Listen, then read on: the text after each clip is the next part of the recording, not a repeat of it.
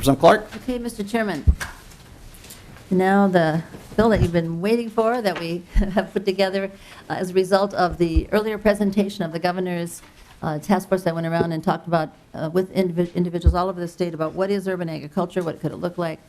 And some of you on the policy committee have already heard some of the testimony. We've asked a few other additional people to come today. But we're going to go ahead and start with Pakou, who is one of the individuals. I want to call your attention to the bill just very briefly as she's coming up. So what this bill does, it's a pilot project that establishes urban agriculture. It defines it, as was the mandate for that group that went around and talked to all the stakeholders. Those of you who were on this committee last year, you know, we had this bill last year, but it's modified considerably. It now includes cities from 10,000 up, plus individuals, nonprofit organizations, cooperatives, and you don't have to have 10,000 people if at least 10% of the population is comprised of communities of color or Native American tribal communities that are living at 200% or of poverty or below. And that really expands this bill from what we originally brought to you last year. And I think it's input of a number of legislators here, but also people in the community who said this is a statewide issue. There are urban communities all over the state that need to have this kind of attention, and there's sometimes smaller urban communities. You can see that it has competitive grants that would be prescribed by the commissioner, and those 18 different criteria there are a result, or 19 actually, are a result of the hearings that went on around the state. So you can look at that and see, you know, kind of what the values are that were being proposed. One of the most important things I want to say is that, as was discussed even with the Duluth proposal, when you're talking about urban agriculture, one of the difficult problems is land tenure, knowing the security of having the land that you put a lot of time and energy into, put new soil, you know, developed it. And so one of the things this bill does is it provides an incentive for those areas to, for the folks that are getting the grants. They need to have a 5-year tenure, and if not, the grant needs to be repaid, and there's a penalty that goes along with that. So we're really trying to make sure that we can have more security for these urban farmers. The only exception to that land tenure issue is if affordable housing would be proposed instead on that site. So, Mr. Chairman, with that, I'm going to turn it over to Pakou, who's got some special expertise to share with us. All right, just a minute. I'm not sure if we moved the bill. Oh, so yes, and Representative Mr. Clark will Chairman, move. I'd like to move House File 3324, and I need to clarify one other thing. There is an amendment that I did present. We had it in the policy committee, but I forgot. I can't believe it. I forgot to get it to your folks for this committee, so I apologize for that. It's H3324A2. And basically, what that does is it extends the limits to include what's called peri-urban area that came out of the governor's recommendation task force. It means basically some of the suburban areas and areas in smaller towns around the state. And it clarifies that when cities have this, if they become the recipients, that they have a period of 5 years after receiving the grant. And this was important, particularly to the League of Minnesota Cities and the Metro Cities folks who wanted to make sure that we were clarifying that this is a 5-year limit, and I thank them for those words, and with that, they do support the bill, both of those organizations. I should also mention the Minnesota Farmers Union is supporting the bill, maybe more than we even know. There might be others, so we'll keep going, Mr. Chair. All right, so just some formalities here, then House File 3324, Representative Clark moves House File 3324 to be held over for possible inclusion. We do have the A2 amendment. Members, this did not meet the 24-hour rule. I did speak to the vice chair. I spoke to the lead for the minority lead as well, and they seem to be okay if we go ahead and waive that rule. Is there any opposition from members to waive the rule to take up this amendment to get it in the shape of the author, and like the author said, the league and others support this amendment as well? Hearing none, we're going to go ahead and move then the A2 amendment. All those in favor say aye. Aye. Opposed? Motion prevails. Thank you very much for that. You're welcome, Representative Clark. Pakou, please state your name for the record and begin. Thank you, Mr. Chair, members of the committee. My name is Pakou, and I'm the Executive Director of the Hmong American Farmers Association. And Mr. Chair, if you would mind just indulging me for a second, I'd just like to make a quick comment about something you said earlier before I delve into my prepared statement.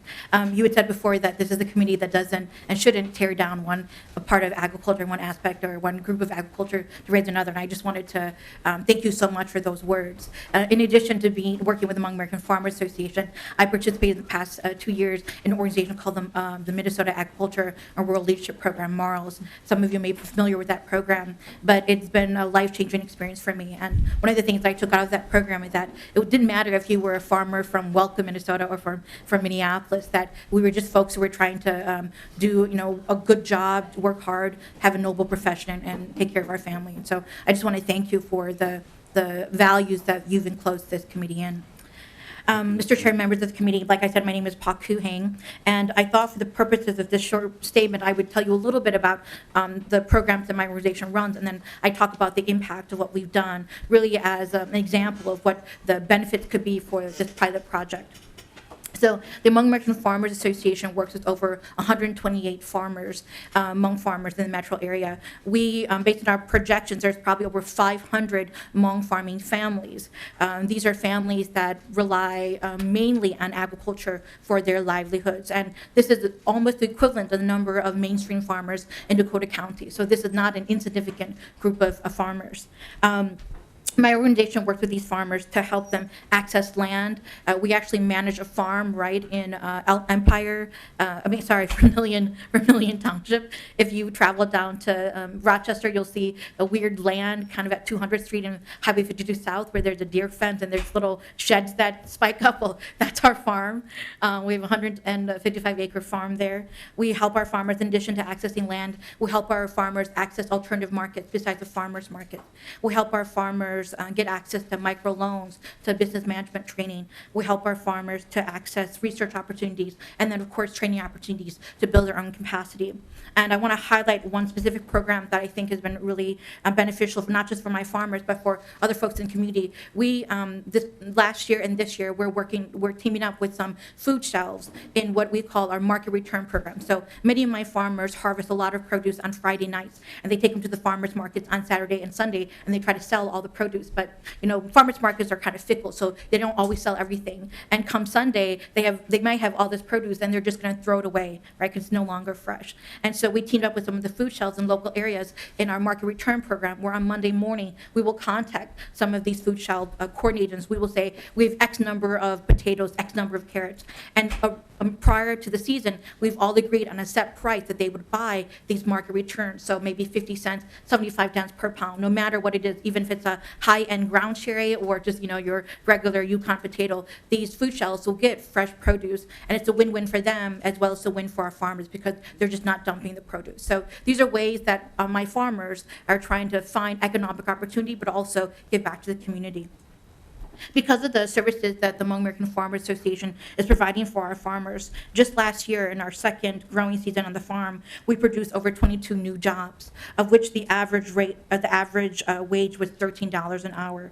Our farmers saw a 20% increase in their sales in just that 1 year because of having land tenure, having the infrastructure, having the facilities on the farms that before they didn't have. We also saw a 90% increase in farmers using cover crops, as well as a doubling of farmers who signed up for crop insurance. And as a result of the work on the farm, we project that our farmers' produce are actually feeding over 200,000 people in the metropolitan area, and of that, 70,000 of them are young children through the Head Start program or through many of the schools that we sell our produce to. And one of the most things that I'm most proud of is that also because of the work that HAFA has been providing, we are going to be launching at the end of this year 10 new value-added products through our farmers. And actually, we're specifically working with the children of our farmers, so second-generation farmers, to continue work in agriculture of food. So they may not be farming the same way that their parents are, but they're going to be continuing to continue with the family business in some ways. And that's really important for us because as an economic development organization, we're interested in uplifting the economic prosperity of our farmers as well as their children and grandchildren. And we do all of this on a budget of about 1.7 million. My staff is about 8 full-time staffers. And this budget, while it may seem, large for a nonprofit, over 500,000 of this actually was to invest in infrastructure, actual facilities like coolers and deer fence, things that we had to do because of federal food safety laws that are coming down. And so even if we wanted to sell, let's say, to the hospitals or some of the retailers, we can't if we didn't have coolers on hand, if we didn't have, deer fences to protect us from contamination. So Ms. this really goes to the point of this pilot project, and, $20 million seems like a lot. But I'll tell you, as a practitioner and as executive director who's always trying to find these funds, 1.7 million is it's always never enough for the work and the need that's out there. Ms. Hang?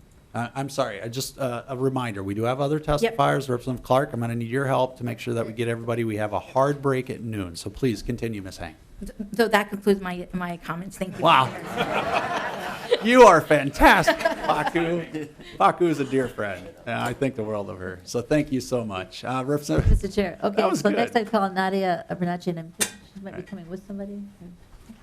No? And No, okay, if I can just remind all the testifiers, we'll be- Representative Clark, you're going to have to help me manage the Yep, time will with the do. testifiers, okay? I think I've told everybody about 2 minutes. All right, thank you.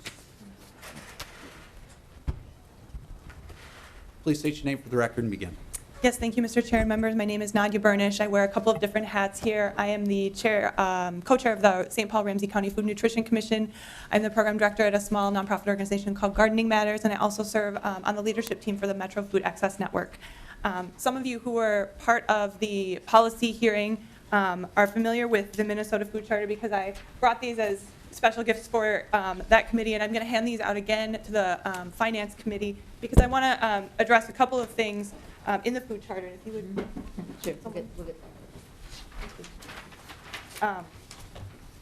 the reason I want to start with the food charter just very briefly is because I want to, yes, because I want to just take a second to talk about the food system and the importance of urban agriculture as a piece in improving our food system in Minnesota to create health and access to safe, healthy, and affordable food for all Minnesotans. And the Minnesota Food Charter was introduced about 1.5 years ago, and it presents a number of strategies to improve our food system here. It was produced by a robust community engagement process where thousands of Minnesotans gave feedback. And you'll see that what it is a shared roadmap for how we can improve our food systems to create healthy food access where Minnesotans work, live, play, and learn. So I refer to this document because, again, urban agriculture is an important piece of that puzzle, and I'd like to just especially turn attention to page 7, which talks a little bit about some of the economic costs for urban agriculture and for food systems as a whole. We know that we have hunger as a problem in Minnesota. We know that there is an economic impact for some of the health disparities we face.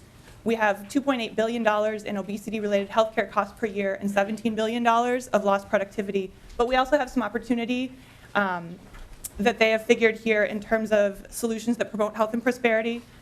We have the potential for $11 billion in savings by increasing access to healthy food and economic opportunity. So we have some return on investment here and some important return on investment in terms of investing in healthy food infrastructure and agriculture that could result in $2.9 billion in savings.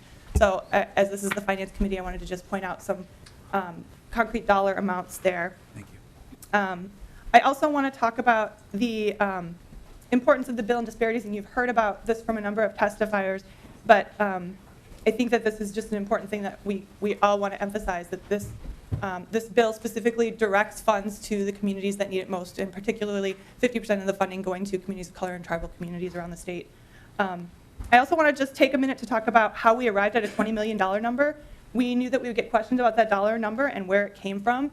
And there was a lot of community feedback around this bill. This bill has been in the works for several years, as you know. And what we've seen over these years is increasing interest in urban ag enterprises. If you look at the Urban Ag Report, you see a number of organizations that are involved in urban agriculture that have an interest in this bill and these funds. And there's pent-up demand and need from around the state. So what we were hearing is that there is a lot of interest in this kind of work, and it spans a lot of different kinds of activities. So our ask is just a demonstration of the pent-up demand and need from a number of different organizations, and a lot of these needs are infrastructure needs. And so we're talking about season extension, technical assistance, aggregation methods, soil remediation, land access, And a lot of these things could be one-time infrastructure investments. So that's just some of the background on where that number came from. And we said we want to demonstrate that there is significant need, and there's also significant return on investment possible from these funds. The other thing I want to talk about is the innovation that's possible with some of these urban agriculture methods. I think you've heard some examples here today, but we want to emphasize that urban agriculture is an area that's primed for innovation. And there are some unique challenges presented by having land access challenges, by having soil remediation challenges, by having winter season and wanting to extend that. But urban agriculture has the opportunity to think about creatively solutions to these challenges and be able to complement our entire food system. So I also really thank you, Chairman Hamilton, for your comments about how we complement each other here and we lift each other all up rather than work against each other. I think that the way we're talking about urban agriculture in this bill and in the food charter is to talk about how we can complement each other and share strategies and innovations. I think I wanted to share one quick example about how urban agriculture combines health and food access and innovation. And that's really quickly, you may be familiar with the Twin Cities mobile market. It is a bus that travels around the Twin Cities, and right now it goes to many public housing sites where residents have challenges accessing food because they have transportation challenges or health challenges or many other things. They purchase as much as they can from local farmers. It's grown around the Twin Cities, and then they are able to get it to the people who need it most. So you have with this a story of a woman who had been eating from a vending machine because she simply couldn't get to a grocery store. She had been eating all of her meals from a vending machine. When the mobile market showed up, she was able to buy fruits and vegetables that were grown locally and bought from a farmer. So we're supporting the businesses and local developments. And as a result, she lost 25 pounds. She's taking less insulin. Her health has improved greatly.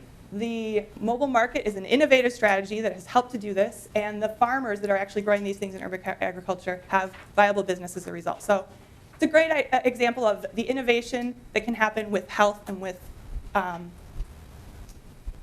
food access. I just briefly also want to just address one of the dilemmas that Mr. Huguenin talked about in his report, and that is that some of urban agriculture may belong in the Department of Ag and some may belong in other departments. And philosophically that may seem true, but right now we're at a place where economic development or the Department of Health or Department of Commerce don't really get urban agriculture. I think we're just starting to get urban agriculture in a lot of places, and it's great that urban agriculture has so many benefits that people are saying it belongs here, it belongs here, it belongs here. But I think that one of the challenges then is that when we have multiple agencies, we may not have a knowledge base that we need to be able to support that. So right now we're in ag because ag has the knowledge base that we need to support it. And with urban agriculture, even if it's commercial urban agriculture, it has all these other benefits with it. It has the health benefits, it has the youth development benefits, it has the economic benefits. So we don't want to split up the benefits. We want to be able to say, we have all these benefits, we have the knowledge base here, let's start here and go from there. Thank you. you. Representative Clark? Mr. We Chairman. have about 12 minutes. I think we may have some questions for you or to the Okay, bill, all so right. we want to leave 5 minutes to that. I will do that. Unless we Mr. come Chairman, back I'm going this to ask some evening. people to come down and get ready to testify. Thank you very much. Representative so- Clark, if I could, please, Yep. because, I won't hold the gavel, right? Yes, you I'm just sure do. teasing. We have some students up there. We do. Could I And in please bring fact- them down? I want to hear from them. Let's bring them down. I'd like to ask Mr. Martinez to come down too. He's also a student and he took off from school today to be here. And Yes. so let's have all of our students that are here. The Yes. students from Gitagan in South Minneapolis, students from Urban Roots in St. Paul. Thank you, Representative Clark. And I was just teasing by the get. No, I wasn't. So I had a wonderful opportunity to meet with some of the students earlier, so I'd really like, and I think the committee would as well. State your name for the record and begin. And we do have a hard break at noon. We're going to have to move on. So if you can keep your testimony short, that'd be wonderful. All right, my name is Abel Martinez. I'm 16, or 17. I just had a birthday, but I guess I represent the Mashkiki Gitzagan. It's a urban farm in East Phillips neighborhood. I feel like this bill would really our farm would benefit from this bill a lot, just because as they said before, people speaking up here, that the East Village neighborhood is like a community of color. And personally, the reason I like farming with this farm is because like it has like a native kind of cultural spin on it. So we grow like indigenous plants that have been in this area from like the Dakota and Ojibwe people. So that's why one of the reasons why I like gardening, and it's just kind of, for me, it's just kind of like decolonization through like gardening and stuff, because it's like what we always talk about in our communities. And I feel like the other Native American like residents here will benefit from this a lot too, just because like the only access they have to food up there kind of really is like corner stores and commodities. And a lot of the communities up there have been starting urban farms, especially like up in like Red Lake and like Lake. They've been starting urban farms, and everyone kind of in the Native community has really like appreciated the farms just because they get like a different access to food, different healthier food, and like a lot of the Native people have are prone to like health diseases like diabetes. Native American people are the most like people affected by this, and I've like heard like of a guy who had gotten diabetes. You know, he was like overweight, and he started eating like fruits and vegetables that he grown on his property, and his health just kind of like completely like flipped, and he was like super healthy. He didn't have to take as much insulin as he needed, and he just like completely benefited from this. So I feel like this bill will like benefit my people a lot, and yeah. Mr. Martinez, you've been here before. Yeah. You're fantastic. And someday, we expect you to be sitting up here, all right? So keep that in mind. All right. Thank you. All right, who's the next testifier? State your name for the record. My name is Imogene Silver. I am with Urban Roots. Is it I am Ms. Silver, is that right? Yes. Silver, all right, please. I am 17 and I am a junior at Johnson High School on the east side of St. Paul. And so I just wanted to talk a little bit about my impact and perspective of working in an urban gardening program. So I have been working at Urban Roots for coming on 4 years, and this has been a really important part of this part of my life. To me, this job has been more than just a paycheck. It's allowed me to connect to the community in so many different ways. I get a lot of one-on-one with members of the community. I can see the visual difference that our garden makes. One of the gardens is just blocks from my house, and I love to see how it grows throughout the season. And it also, working at this job has allowed me to see how the food we're growing has an impact on the community and the health of the community. One of the things I get to do is go out to schools and teach cooking classes on healthy recipes to kids in the community. And these are all things that I would not have been able to get without this urban gardening program. And not only is this helping connect me to the community, it's also helping me gain skills. This was my first job. I got this job when I was 14. And one of the things they do is make sure that we really know all our basic job skills. And I've also been able to build a lot of entrepreneurial job skills through working at the farmers market. So increasing the funds available for programs like Urban Roots would increase the amount of opportunities for other youth to have jobs like I have right now. Being involved in Urban Roots and being involved in this urban farming and gardening program has made me more confident about my future going into the workforce and the skills that I have to offer that will give me a competitive advantage. Thank you, Ms. Silver. Fantastic. Who's next? Thank you, Mr. Chair. My name is Tony Lee. I am 16 and a junior at Central High School. I've been working at Urban Roots for 4 years in the market garden program that grows and sells produce.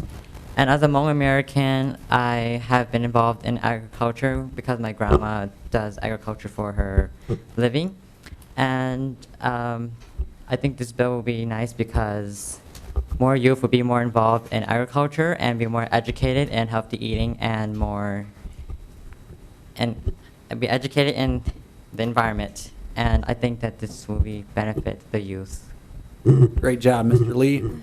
Next. Thank you, Mr. Chairman. My name is Haseh Taile, and I am a youth at Urban Roots. I've been here for 3 years.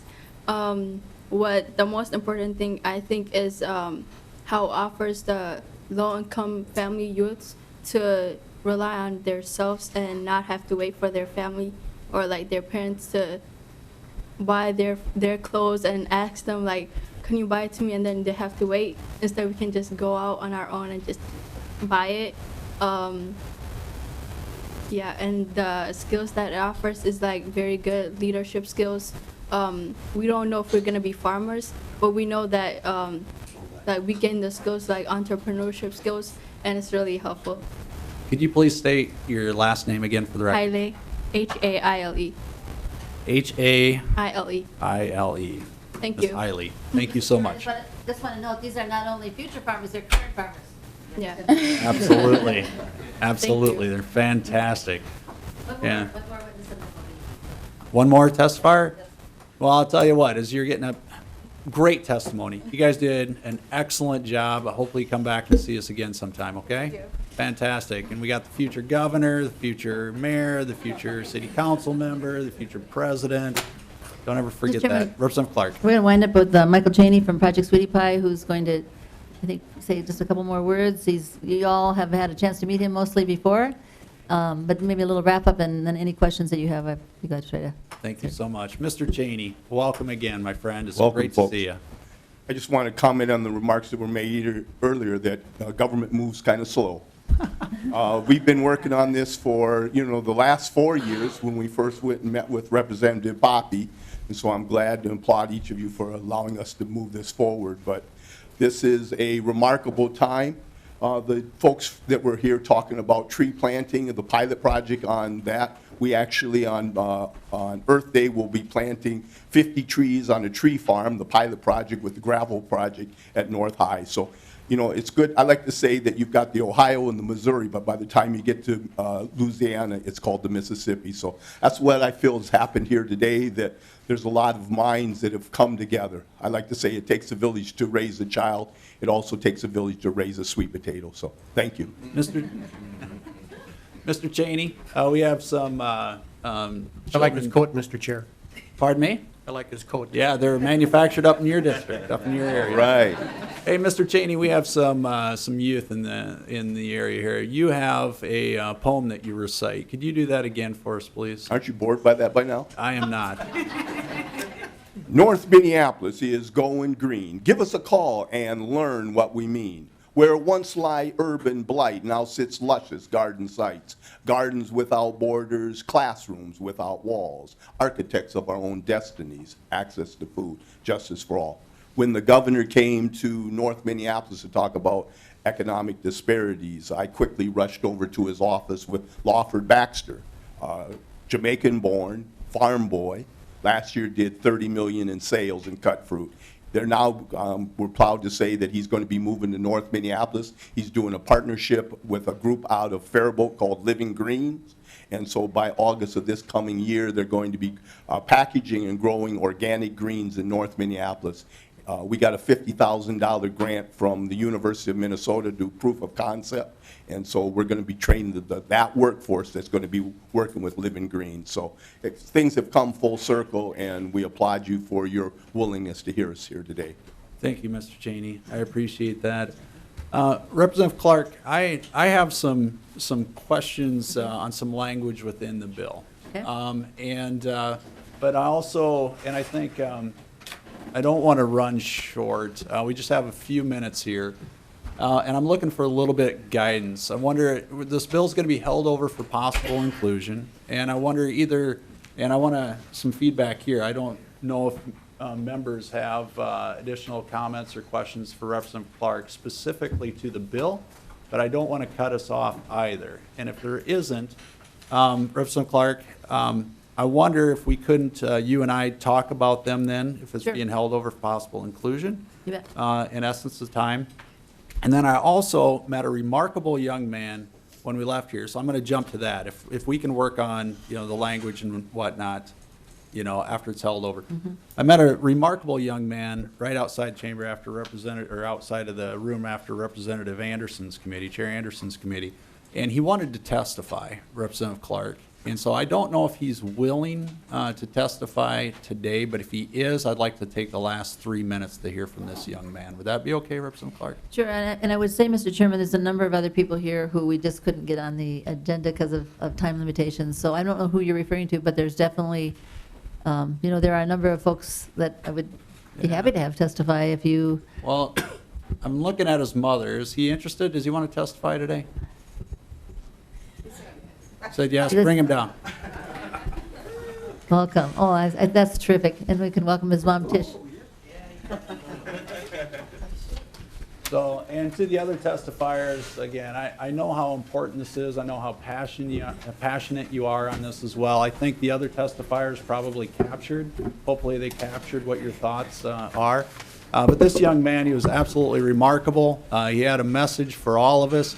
And we're going to give you, sir, the final words for testifier today. So if you'd state your name for the record and begin, please.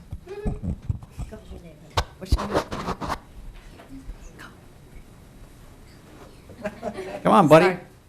Come. See, he's right there. He's gonna let you do the big. Go. Tell me your name. Ethan. Speak loud. Ethan. Welcome, Ethan. Ethan what? Ethan Mason Penny. He said Ethan Mason Penny. Very nice to meet you. So you shared a message to me the other day. Share it with the rest of the group, please. But I want to go to school. You want to go to school?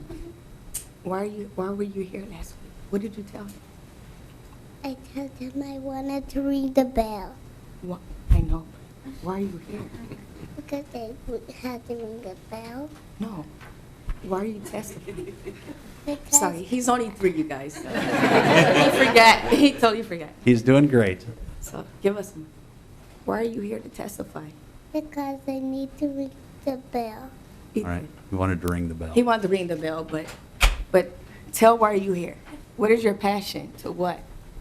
I don't know. Oh. It's okay. So how about mother? Can your mom please say what your message was? Would you please? Well, what his message was that State your name for the record. I'm, What?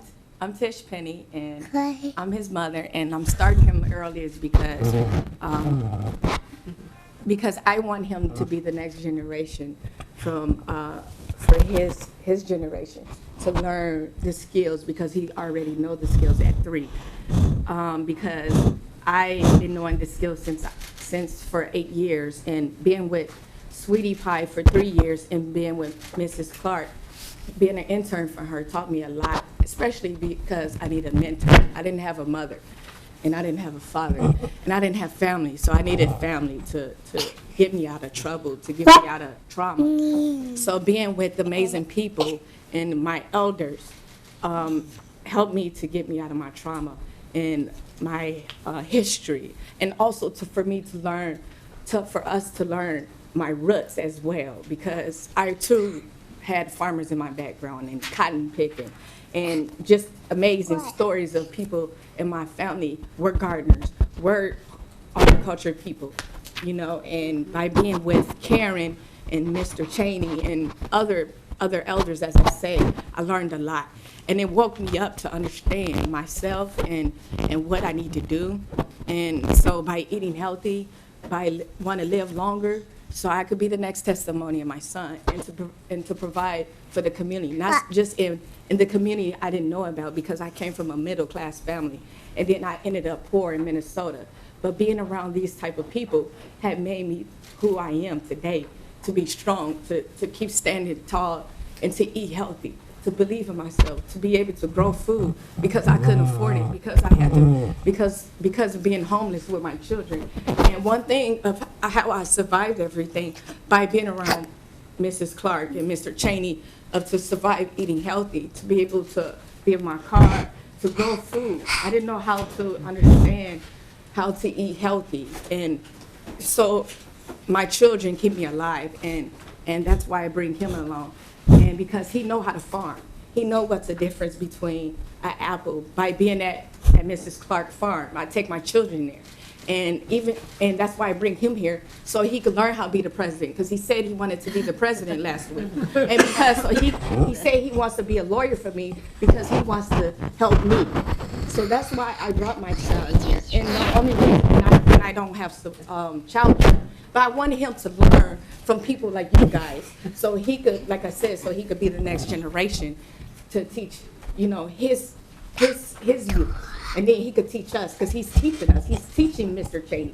He's teaching the North High Schools. I bring him to North High School for him to teach the kids how to eat healthy. And they was amazed by this 3-year-old boy was not eating unhealthy chips, but he was eating guacamole chips. And he knew what an apple was. He knew what a veggie was. Michael was trying to get him to eat it. But he said, you can't fool me. I eat too much of these. Thank you. So you know, that was like, Well, wow. You know, he was putting spark in those eyes. So Thank you. he's shy, but he just want to say he's here to get money from you guys so he can help his community to eat healthy and to get more farmers out urban farming and to help his community. Well, thank you so much Any- for your any in? testimony. And it was, Representative Clark, it was wonderful. When I went out there, he wasn't shy at all. No. And No. I No. I heard all about it. So I just wanted to give him the chance because he wanted to testify. And so Representative Clark, thank you for that. No. Representative Clark renews the Thank- motion. thank you. Hold over House File 3324 as amended. Thank you, Representative Clark. Many members.